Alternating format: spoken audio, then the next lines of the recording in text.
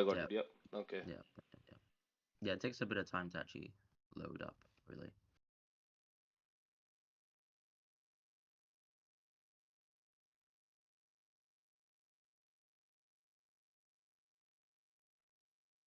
Okay, we are live. Okay, hello, welcome back, everyone. Merry Christmas to you all, or Happy Holidays, wherever you are. We are the FPL Script. This is episode 21, the Gameweek 19 preview. But we recognize, of course, that we also missed the Gameweek 18 preview just due to scheduling conflicts, mostly us traveling really around the world at this time of year.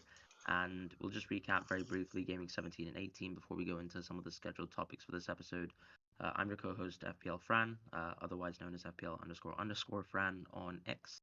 Um, so yeah, my Gameweek 17 was one where I had to sort of address the Haaland injury, which of course was something that we were actually informed about at the tail end of Game Week 16. So that basically came out as news where it seems like, of course, as Pep confirmed, he had some sort of stress injury, which is now, of course, carried on to, the time of day right now being, of course, Christmas, 25th of December. Holland apparently still has not really been in full training since then. And of course, we're fast approaching the Game Week 19 deadline, and it's very unlikely that he'll actually feature in that game at all, which probably also means we probably won't see Holland until 2024.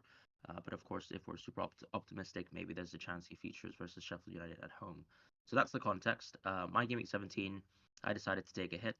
I brought in Watkins and I brought in Alvarez, and I'll talk about Alvarez versus Solanke later.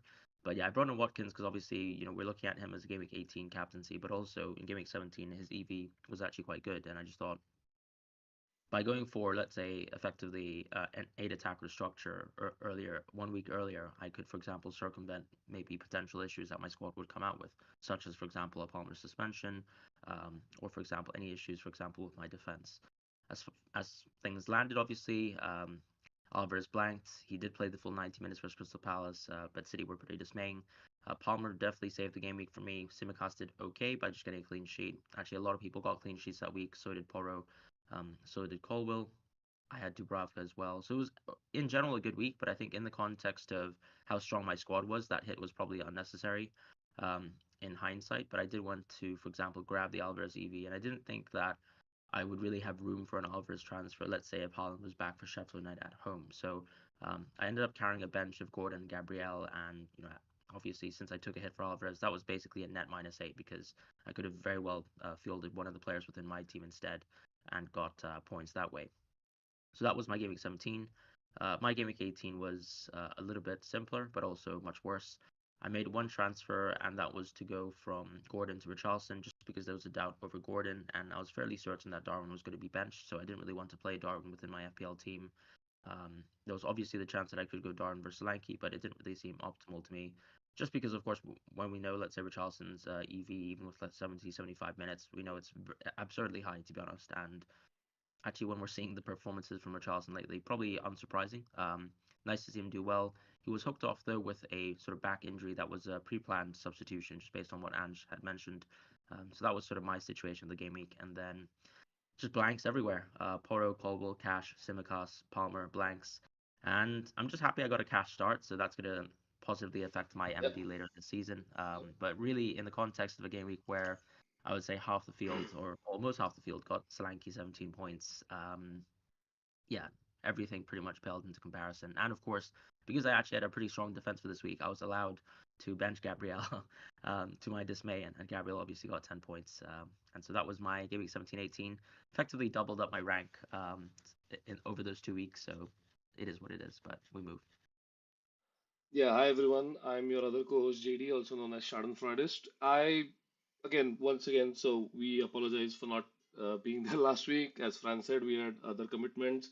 Merry Christmas to everyone. And I'm just going to go over maybe players that Fran doesn't own because I don't want to double up on what he has already gone through.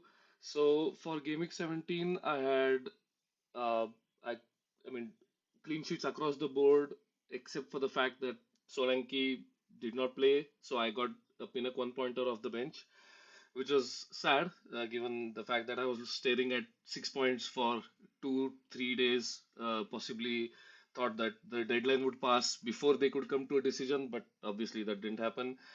Uh, Palmer, everyone owned him, I guess, so not that big of a deal. But also, I think it was not that his EO was not that high, so I could enjoy his points a little bit. Watkins 9 pointer was great. Fran bought him in as well, so it worked out for us in that week. Alvarez didn't, of course, even though he had absurdly high expected value because of being on penalties, 90 minutes, all the good stuff. So I ended up on 66 points in that week. Uh, I think it was a tiny green arrow and also my first hit of the season. I don't want to keep taking hits because it's suboptimal to say the least, but also sometimes it's necessary, and maybe this was one of those weeks. And coming to game week 18, which concluded yesterday, I ended up on 45 points, so a tiny red arrow down to 15,700. Uh, I benched Gabriel just like Fran. I benched Ariola just like Fran. So a lot of points on the bench. It's not great when you are two players down because of blank game week, and you also end up with the only two players, sorry, who played who also blanked. Other than that, of course, Dominic Solanke saved my week.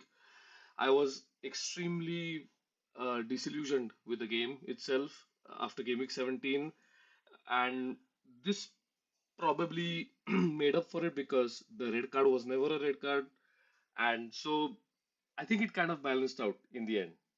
And I'll talk about it later on because we have a special section dedicated to rants this week, given the fact that a lot of stuff has happened over the last week. Other than that, I played Eze instead of Gabriel, which turned out to be a really bad move because Livramento didn't start, Eze didn't start. Both of them came on for less than 30 minutes, and so that has really tanked my massive data rank. That has really tanked my XG rank. Pedro Porro lost his clean sheet. Not not surprising. Spurs are a very average defense to say the least. So expecting attacking returns from him every single week is just not going to be feasible. But also at the same time, it was one of the optimal paths suggested by review. So I didn't veer off course, is what I would say.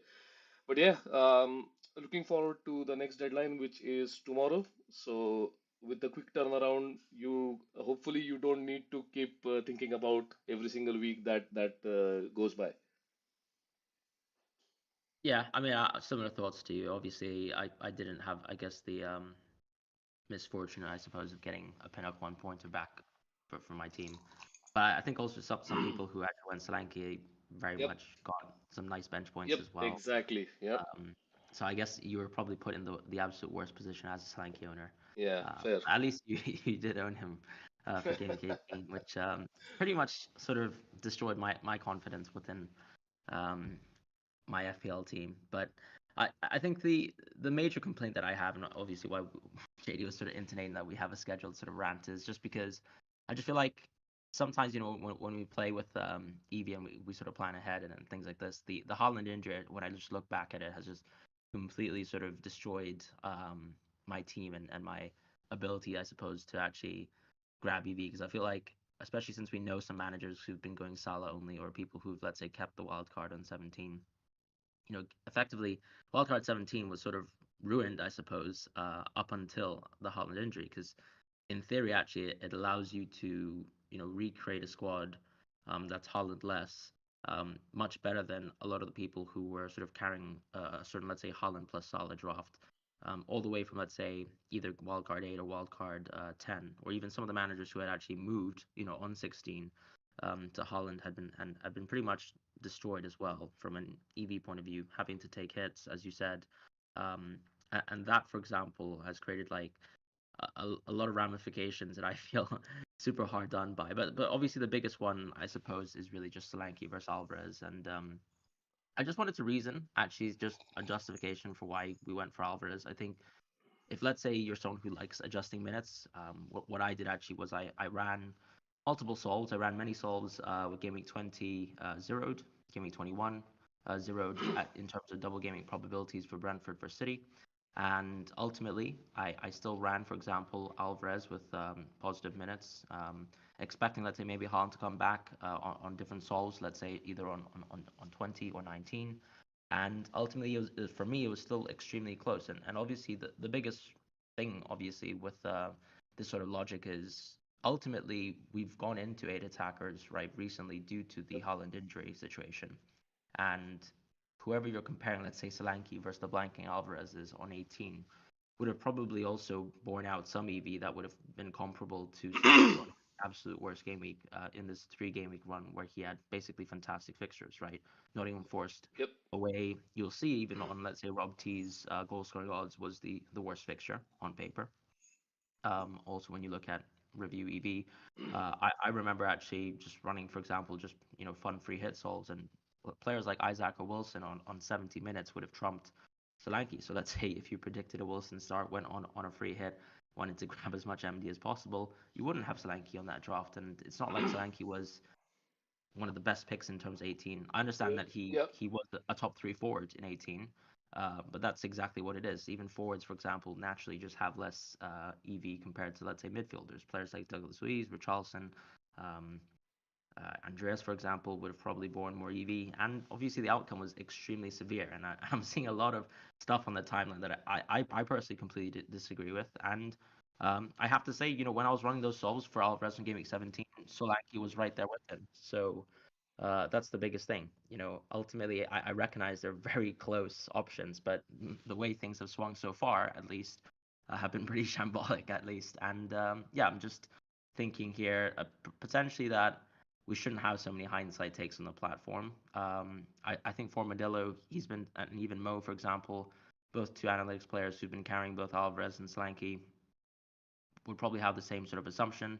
But congratulations to Solanke owners as well, and even, for example, JD here on the pod. So that's all I have to say, really. Potentially calm down with a little bit of hindsight takes, and grab EV where it's possible, but just recognize when you've basically run into a very fortunate situation, which is anytime someone scores a hat trick who's not Erling Haaland. So yeah, congratulations to people, but I think it's just worth, particularly since we do take an analytics point of view, Yep. to take into account, process and decision making, as opposed to the stuff that we've seen on the timeline recently. But that's all I want to say in terms of my rant, and I'll leave it to you. Yeah, and before we move on to stuff that I had planned on saying on the pod, so I am also one of those who owns both Alvarez and Solanke, and frankly, some of the takes I've seen are absolutely ridiculous because Alvarez with 90 minutes and penalties was just such an obvious pick that everything that you say now is hindsight. There is nothing, no one would have said before the Crystal Palace game that, Solanke was so clear of Alvarez. There was no one who would have said that. And by the way, I don't know if people saw the game against Forest. Even with 10 men, the goals that Solanke has scored, he scored two looping headers, which had such minimal XG. And I checked later on, he had like what, less than point 0.8 XG for his three goals, which is, I mean, of course it is an absurd amount of luck, and you just need to recognize it. Of course, he was a good pick in isolation, but also other players that people picked were also good picks in isolation. So it's just recognizing that, and I completely agree with Fran that some of the takes have been ridiculous, and I can see why he took issue with it and wanted to clear it out on the podcast. And for me, I just wanted to talk about one thing, which is the day they announced, or the day they said that the game would not be played and it would be abandoned. I'm of course talking about the Bournemouth Luton game where Solanke had scored and he was set. I think it was on 3 bonus points as well. So, Was. uh, so it was a real shock. Of course, I don't have anything to say. I think FPL has done everything correctly with the information that they have. There is not one thing that they did wrong. They waited till the Premier League decided what to do with the game, and as soon as they decided what they were going to do with the game, they within an hour or so they announced what would be happening with the players and the points, which is absolutely fair, and they made use of the provision of extenuating circumstances in the rules. They have done nothing wrong. My issue is, sorry, and I'm just going to apologize once that my voice is really giving up on me today, so you might hear me struggle quite a bit. So I, the only issue I have is they. people keep talking, the Premier League keeps talking about, or Fifth Pro keeps talking about protecting players, not making them play more games. And what you've ended up doing is the players have played what 60 odd minutes in that game, and now you're going to make them play another 90 minutes, even though there is a provision in the Premier League rules that you can technically resume the game from whatever point they stopped, or I don't know if they can declare it a draw, but I'm assuming that probably Bournemouth would have contested that. They wanted to replay the game to get 3 points, or maybe even Luton, to be fair to Luton, because it was 1-1 and it could come down to that game being a draw instead of a win.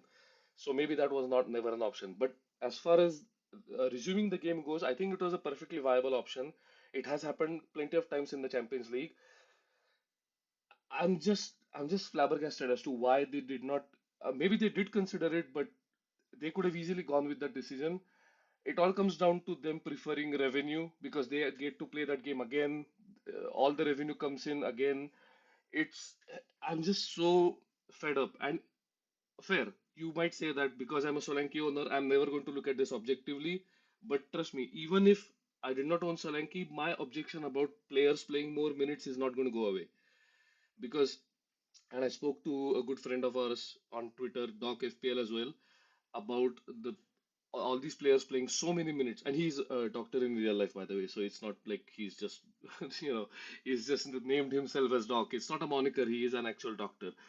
Uh, he told me that there's it might not be a causation. It could just be a correlation that more games means that more of these incidents are happening with the likes of Ericsson, Lockyer, and even more players being affected by it.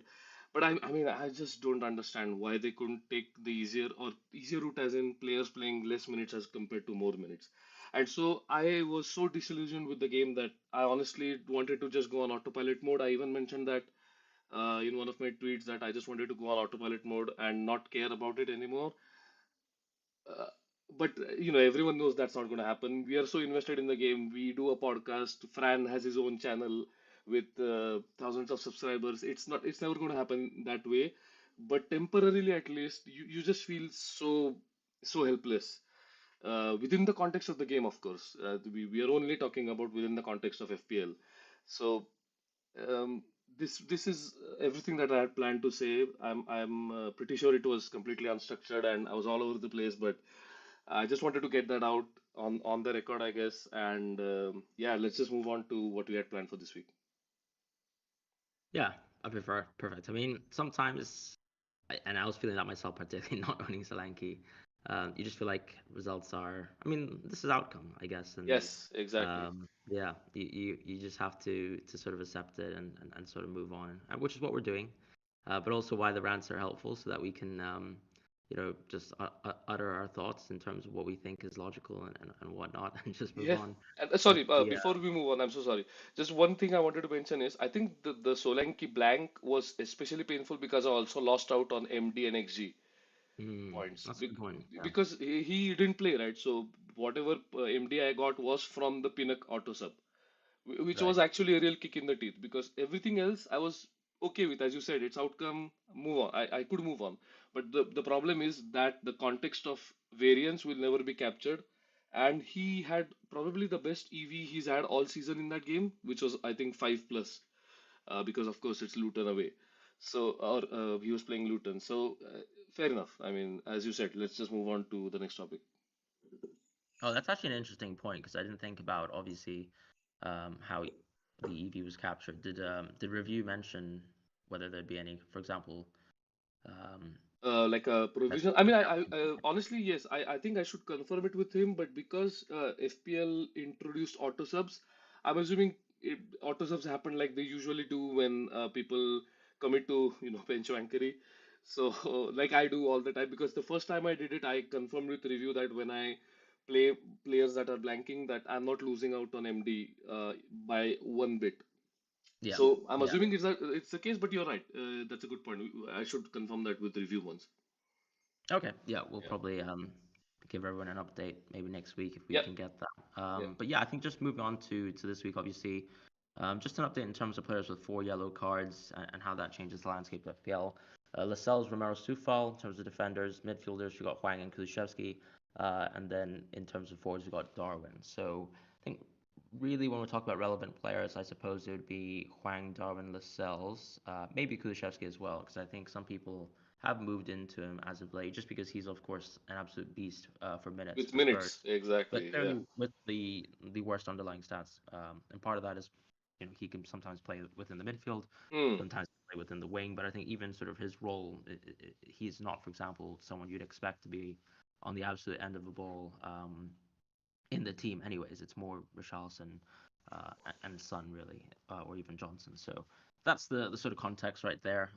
In terms of four yellow cards, we actually had two players suspended as well, but we'll talk about that in a moment. I mean, where do you sit in terms of looking at these players? I think with Lascelles, I identified him as someone who's quite meta, but I think him and Livramento really are two players who probably should not be seeing FPL teams, or at least seeing transfers in anytime soon, just because Botman's back, and I think he's become that sort of clear default option for Newcastle when you're looking at a cut rate price. Yeah, absolutely. And the fact that the moment Eddie Howe got a chance to play, let's say, more of his preferred back four, he Mm, immediately went back to that, bar yeah, Lascelles. And also, as soon as Lascelles got injured, the back four that actually played the game, the majority of the game, because I think Hall came on for Burn in the 85th minute or something. So for the majority of the game, the back four that he played is what he would keep playing now, I assume. And so you're right, because Livramento came on for Almiron, and I think the 81st minute. So the both of them are dead options, I think, given the fact that Lascelles is also injured. So not just not the fact that people should not be transferring them in. I also think that people should actively look to move them on now as soon as they get a chance, because that's one spot that is probably gone. Maybe if you're a Lascelles owner, you can probably keep him for longer because you got maybe 3-4 price rises out of him. yeah, But with the Livramento, we only got one price rise. As a Livramento owner, I only have one price rise, and the way the volatility of the market has been this season, I fully expect him to go down in price maybe today or tomorrow, and then you're looking at staring at probably another price drop within the next week or two, because remember that there's a 2 week gap after game week 21, right? yeah, Or 20. yeah, 20, yeah, Yeah, 20. So between 20 and 21, I expect a lot of managers to also be making moves, hoping that they'll, be steady because of other fixtures, FA Cup fixtures, but not necessarily depending on it. So I'm going to be moving Livramento on as soon as possible. Unfortunately, Simicas got injured, and we'll talk about Simicas in a bit, but that injury meant that now I have to focus on transferring Simicas out instead of um, Livramento. But absolutely, you're spot on with that. And Wang, I think the boat on Wang has already sailed in terms of bringing him in. So hopefully, not many managers are looking at that. Of course, he's playing 90 minutes every single game, so there's nothing wrong with looking at him as an option, because review for the longest time had his default minutes lower than what yeah, they were. And so his EV is not that bad. If you want to look at options, let's say after 21, when Salah Son need to be sold. But the problem is he's also going for Asia Cup, so he is not really an option till they come back from Asia Cup. And also he plays in the same team as Jungmin Son. So when Son comes back, he's coming back. So it's going to be really tricky for you to manage that. So I would just say ignore all Asia Cup or AFCON players for now, and let's talk about the next topic, which is moving into Trent. So Simika's injury and cash suspension, you are not a beneficiary, but you are a victim of both those incidents happening. So what are your thoughts on dealing with those incidents and also bringing Trent in? yeah. I mean, first of all, we recognize that a lot of the Trent owners are already people who have been on, let's say, Salah only structures or even Yeah, Holland only structures. So yeah. this is more really, I guess, catered to people who have recently been, let's say, addressing the Holland plus Salah structure and Hmm. have to sort of move into Trent now because as opposed to let's say moving into forwards who are captaincy options or maybe have better EV, for example, you're now looking at let's say a Burnley away fixture for um, Trent here, who clearly needs to be replaced, or sorry, needs to be replacing Tsimikas, in my opinion. just because a lot of us are in the camp where we don't have that sort of luxury to make transfers, like let's say fixing our fourth or fifth defender and getting players like Botman or Walker in at this point in time. So Trent makes the most sense. It's one of the best fixtures, and I think that there's one point to be made where, of course, there's a long-term impact of going for Trent, and that just basically means that we're no longer, I think, really accepting to maybe go back into a Holland plus Salah structure, or at least one that includes Son as well.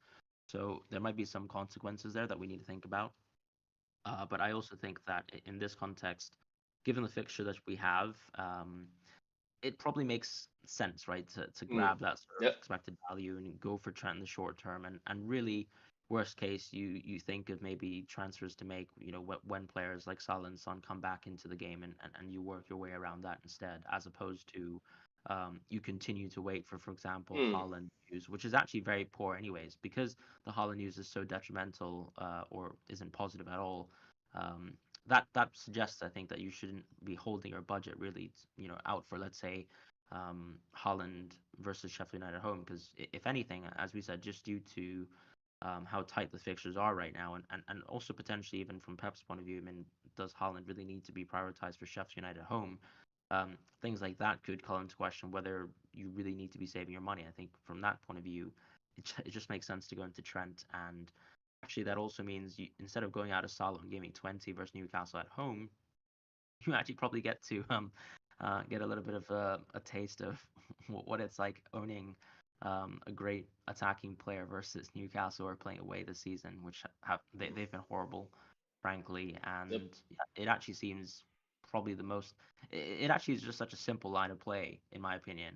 As long as you're prepared to accept that Haaland is unlikely to play big minutes for 2023. So those are my thoughts. I think Trent makes too much sense, particularly, of course, with the context that Simicast is out for a long time.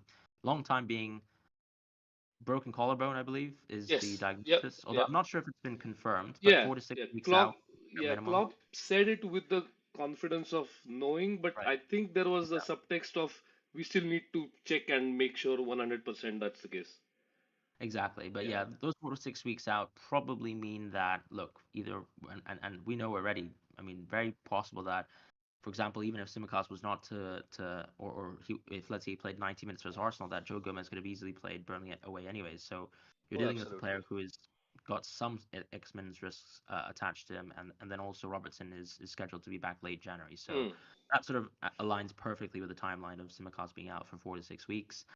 If he actually has that broken collarbone, so his validity as a pick is practically gone. Whereas, let's say, if you have cash, I suppose you can continue to hold him, because there are definitely some tactical structures where Unai Emery, is open to having cash. And just expounding on that too, like actually the sort of lineup that he sort of fielded versus Sheffield United at home suggests that Cash may have well started as well Hmm. if Powell was fit. So I think that's an important thing to sort of look at too. Like sometimes we love guessing lineups, and I myself wasn't really thinking about a certain iteration where Cash would just play um, right back, but I was hoping for it. I was definitely thinking it was long layer Cash, and part of that I think is because we're looking at things like maybe FPL villains predictions and getting a little bit colored over whether Cash should start or not in certain styles of play for Aston Villa. But looking back, ultimately Cash seems like he's not that bad of a risk, but clearly, of course, I think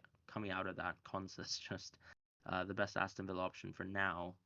But whether you actually really want to own players like Konsa going forward, it's probably unnecessary, right? Because Yep. ultimately you've just missed the Sheffield United home game.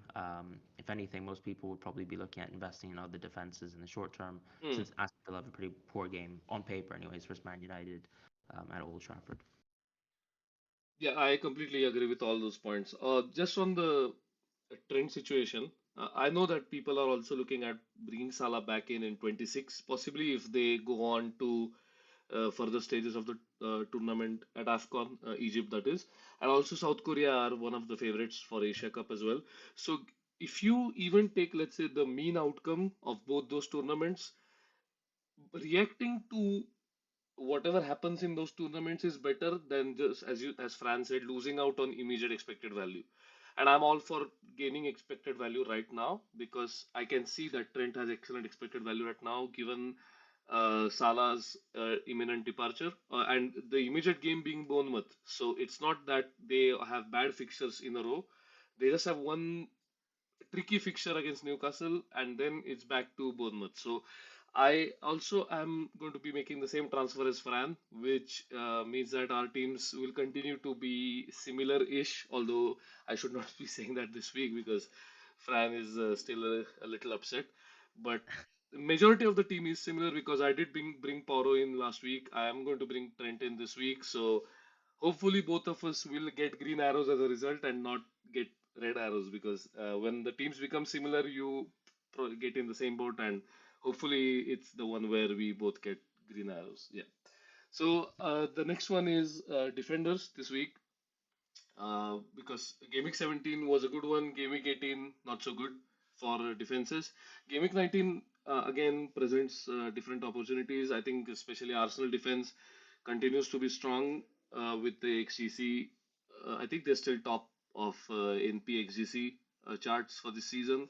So do you think it's viable to double up with, let's say, if you own, let's say, one of Gabriel and Saliba, or let's say you own Raya? I don't know many players who own Raya, but just as an academic exercise, would you think about doubling up with someone like Zinchenko, who is definitely susceptible to being absolutely roasted by good wingers, but at the same time seems to be an integral part of their build-up and attacking play. So, would you think about going there, or would you think about, let's say, moving to Odegaard as your second Arsenal attacker?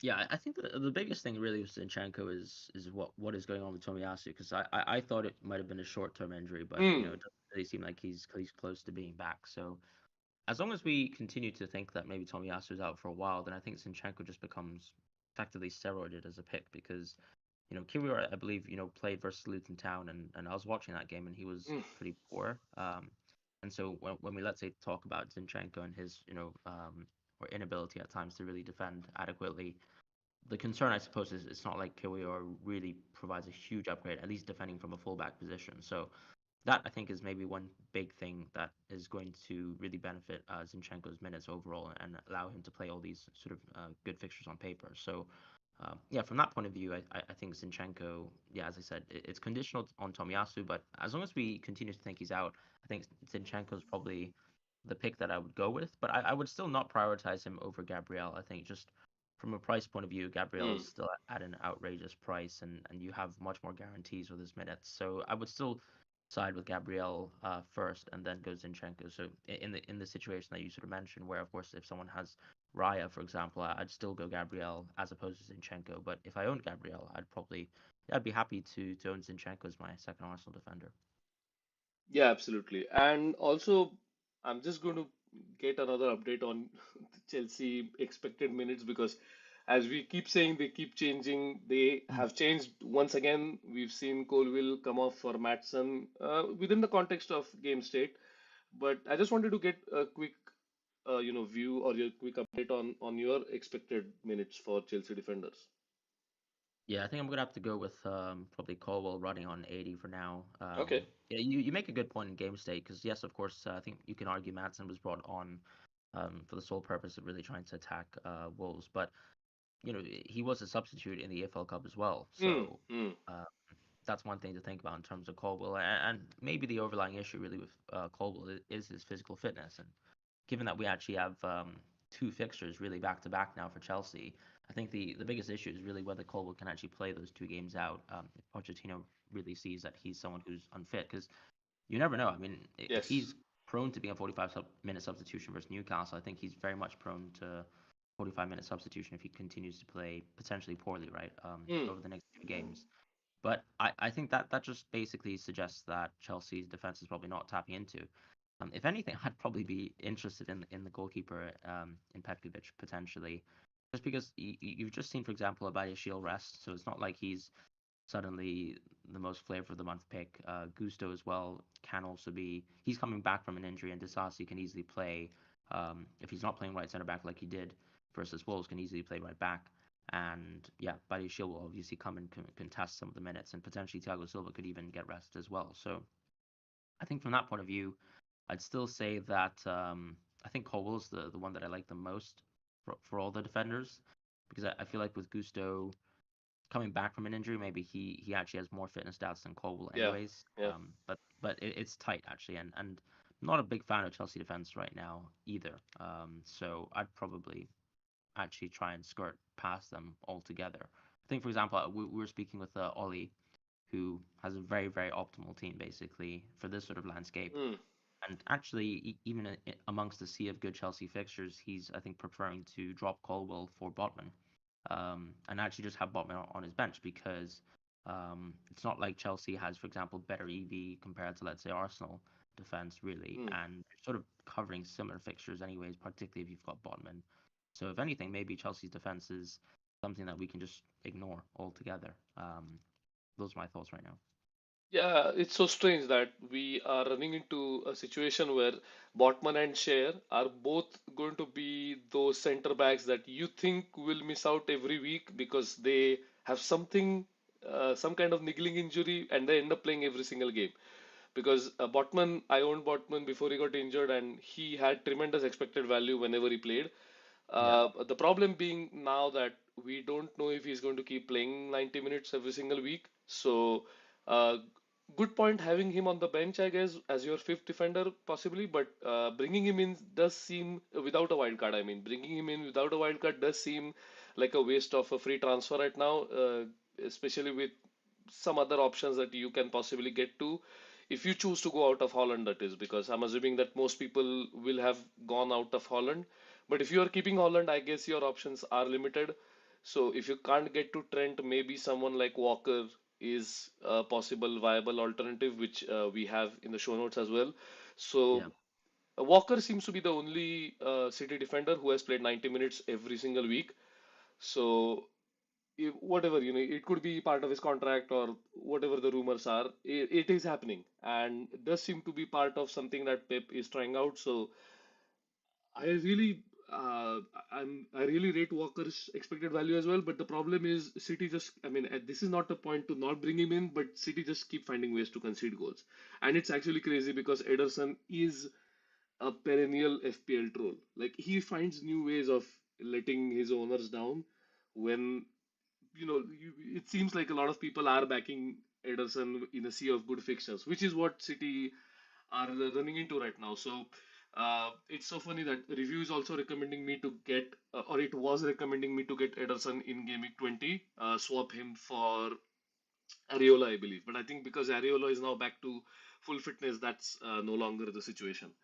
So, other than that, before we move on to captaincy, which is the final topic, one thing that I wanted to mention, which we possibly missed out earlier, is suspensions. So, because Sterling and Palmer both got suspended in the game yesterday against Wolves, what could be a good strategy for people to maybe play out this week? Would you say that, let's say if you own both of them, would you look at transferring one of them out? Because if you don't, you're stuck with three midfielders, and your structure does seem to be a little shaky because you have to play three midfielders in FPL. So, oh, actually, you can play two, but with the current landscape, you have Salah, Son, and then one more good midfielder. So, what would you say is a viable alternative here? Yeah, I mean, well, I think it is one game suspension after all, so Yeah, I would actually probably keep both of them and actually just try and field some sort of 4-3-3 for this week, four right? three three Where, or a 5-3-2. Yeah, yeah, I yeah. think regrettably you probably will have to play a defender that probably has pretty poor EV. But Or you know, or if you Archer against Luton, I think. oh, absolutely, yeah, Yeah, and yeah, well, that's the thing too, because ultimately, yeah, he would be your third forward. So some of us have already invested into three forwards as of yeah, late, just because of the Holland injury, and so you've already got three forwards there, or as you said, ultimately, even if you have been sort of playing with a 3-5-2 structure, you've got Archer, who's got a perfect game yeah. on paper. So just take that and just make that defender transfer really, which is why we obviously spent a lot of time talking about defenders. Obviously, like from an EV perspective, I think Walker Everton away, that's a pretty bad fixture. But Hmm. um, yeah, I think that's why you'd prioritize, let's say, Trent or Arsenal defense first, and then you can think about either options like Walker. And obviously, a player that we've been talking about for many, many episodes has been Porro. Like, I Yes. can't see his minutes getting any worse. He's a brilliant player. It's a pretty bad fixture. It's pretty comparable, however, to Walker's bad fixture. If anything, it's better because I think he's obviously a more attacking asset. So yeah, I would definitely think about, maybe just going for Porro as well. And ultimately, it's not the best transfer in the world, but you would continue to, let's say, own some really, really strong Chelsea midfielders with really good fixtures left. So I'd probably keep those players as opposed to transferring them out. Yeah, that's where I'd sit right now. Yep, that's a fair point, and I think I would go with that. So the final topic is obviously captaincy, and this week does seem to be obvious in terms of expected value, and Salah is clearly at the top this week because he plays Burnley away. The other options being Saka, Odegaard, and Son. So whom are you captaining this week? Yeah, well, it's Salah, and I think Yeah, it's quite clear. yeah. Maybe from a grass point of view too, like Saka has looked so dismaying My that I don't God. really even care. Oh Like I yeah. was even considering whether I should really be vice captaining Saka, but that's totally grass. Oof. Um, That's but so good. yeah, I mean, but part of that goes well with context of us saying that Arsenal offense has been awful this season. Even Hmm. from an analytical point of view. So yeah, I think Salah's just so clear, and Sun's probably going to be fun because we like to look at Brighton as a pretty poor defensive team. But yeah, it's an away fixture, so I mean, Yeah, why bother? absolutely. I think I'm going to go with Salah as well. I think there will be a few players who might be tempted with Trent as well. And I've Hmm, always seen this discourse on Twitter that as soon as Trent and Salah are both viable options at the same time, there are yeah, so many players who intentionally want to go for Trent over Salah because in their head they build up this kind of narrative of okay, he's getting one attacking return at least, and then this the clean sheet, and of course he'll get three bonus points, and it rarely materializes. I mean, for yeah. example, it did in the Bournemouth game, the 9-0 Bournemouth game that Trent scored in and also kept a clean sheet while Salah didn't get a single attacking return. But those are extremely rare occurrences, and people tend to not remember all the other times when Salah outscores Trent. Yeah, which is quite So often. exactly, it's almost every week, right? Whenever Salah gets a goal, or especially this season with the added effect of him creating so many chances that he just keeps getting bonus points. And last week was no exception because he got a yellow card. They didn't really Salah didn't really have, let's say, of course he didn't probably miss a big chance after he scored the goal. He if anything, he really created a big chance for Trent, which Trent missed in what was, I mean, I couldn't believe that they missed that chance because That was that very would have been Darwin-esque shot. so bad for my rank, by the way. For our ranks, it would have been extremely like devastating. So, in a way, I'm Yeah, glad that thank, didn't happen. thank Yeah. you, Trent, but also I Yes. want him to score this week. Yes, yes, Um, exactly. Please don't do that again. Yes. Yeah. So, do you want to quickly? I think there are a few people who have very kindly joined us on Christmas Day. yeah, It's so far past midnight in the UK that I'm assuming these people are from are closer to our part of the world right now. So, do you want to take the first one? yeah, sure. So first question is from Kay, I believe. Which one out of Foden slash Richarlison do I prefer from Gaming 20 ongoing? Personally, it's Richarlison, but I think, just the only thing that we really need to look at with Richarlison is whether, of course, there's any updates in the sort of quote unquote back injury that he had been dealing with, prior to the game that he just played. And, as long as he's fine, as long as he's seemingly fit for Brighton away, I would probably say Richarlison, just because with Foden, I think his minutes this season have been incredible, but ultimately Richarlison's expected value is Yep. just ridiculous. And I think if he can get fit, over, for example, let's say that period of that 2 week break between January the 1st and Mm. January 13, yeah, you're hoping, of course, his minutes would improve slightly, so much so that it wouldn't even be, a question. I know Richarlison obviously is maybe set to blank versus Chelsea in Game 26, but anyways, when you look at, let's say, fixture planning, anyways, like Mm. that's not a fixture you would have been intending Richarlison to play. Whereas for Foden, of course, he's maybe set to have a double, but you can maybe think about going for. Um, I think that the biggest thing there with Foden is whether you actually want to own Foden in the first place as one of your City players. Potentially, we would have Holland for Yes. the double game week. Who knows what will happen with minutes when KDB's sort of slotting back into the team. Maybe it would be Foden then, but I think I'd probably make that decision around then instead. Whereas I think I still quite like Richarlison for the short term. And anyways, Everton away is a pretty tough game. So yeah, from Gaming 20 onwards, I guess obviously Foden. You start with Sheffield United at home, but yeah, it's a tough one. I think. Where do you sit on Foden? No, I think perfectly reasonable explanation. I think Richarlison is the one, even though, as you said, we need to probably start planning around the blank game weeks that uh, could materialize soon enough. It's again, as I spoke about with Trent, it's a little bit in the future, so I would prefer getting immediate expected value gains. And I think Richarlison gives you that immediate expected value boost of when Son goes away to the Asia Cup. He in many ways it's similar or it's comparable to Alvarez, right? Because he's suddenly on not 90 minutes because he's still not fully fit, but assuming that he gains full fitness, he is close to 90 minutes as it gets. He is on penalties, uh, good fixture, so I don't see any reason not to go for Richarlison, and you can easily switch to Foden whenever that double game week comes around because I believe that double game week will come around closer to when Richarlison blanks anyway. So Yeah. if that happens, it's a perfect switch from Richarlison to Foden. And Um, for now, as you said, it's crazy the expected value that Richarlison has. I'm looking at getting him in possibly 21 as part of the Salah swap. But if not, even sooner, maybe even game week 20. Yeah, I completely get that. So the next question is by Bharat OP who says planning to take Son out for Trent, have Haaland on the bench. So without more context, if you're taking a hit, obviously don't do that.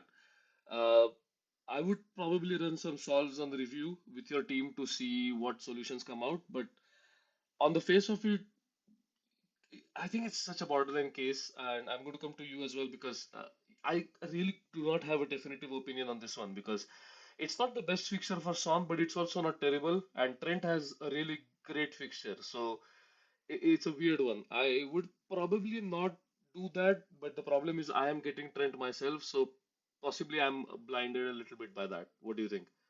no, I agree, but I think also you have to have the context that you're not taking out Son either, right? So Yeah, exactly. you'd be taking Son out before Bournemouth at home, which Yes. I can't sanction that, for the health of your FPL team. I know Trent looks that much better for Gameweek 19, but I probably would Yes. find a way around it where, as we mentioned, obviously you could be looking into an Arsenal defender instead. But yeah, I would not be taking out Son this week. Yeah, and also Trent plays Bournemouth when Salah and Son go away, so that's I think a much better move to Yes. go into Trent when you are transferring these players out anyway. So yeah, I think I didn't expect anyone to join us because we are streaming at I don't think I such even posted on Twitter today, but exactly like it's such an awkward time that thank you for to everyone who joined us today. It was again an impromptu stream. Our schedule happened to match up, and we just decided to do this. Uh, we will be back next week, hopefully at a better time for the European audience. So, just the usual like, subscribe to the channel, share it. I will try to get this out on podcasting platforms because we didn't get the last episode out. So, there's been yeah. a bit of a gap when it comes to releasing episodes on podcasting platforms. So, hopefully, we'll do that. And yeah, so hopefully, you all have a good Christmas and see you next week.